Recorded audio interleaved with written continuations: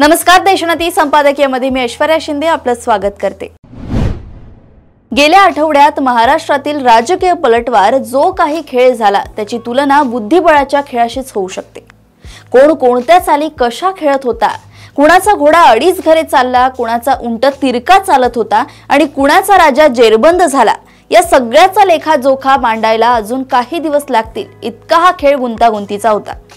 आम्ही मुंबई जाम केली असे आंदोलक अभिमानाने सांगत असले आणि त्यांनीही ती तशी केली होती ही वस्तुस्थिती असली तरी मुंबई जाम करण्या इतपत त्यांना मोकळीक देऊन नंतर त्याच आधारावर आंदोलन गुंडाळण्याची तिरपी चाल सरकारने खेळली होती का, असा प्रश्न आता उपस्थित होतोय। या आंदोलनाच्या माध्यमातून पडद्याआड राहून मुख्यमंत्र्यांना शह देण्याचा प्रयत्न सत्ताधारी युतीतील काही नेते करत होते, अशी ही चर्चा दबक्या आवाजात सुरू आहे।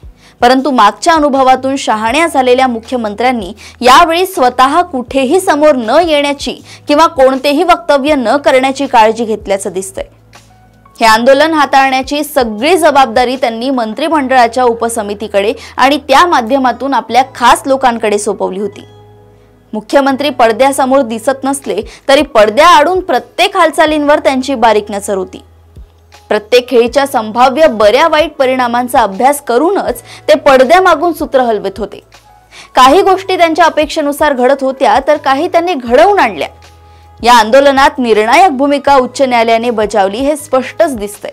हा विषय उच्च न्यायालयात जाईल तेव्हा सरकार म्हणून आपण अडचणीत येऊ नये याची खबरदारी आधीपासूनच मुख्यमंत्र्यांनी घेतली।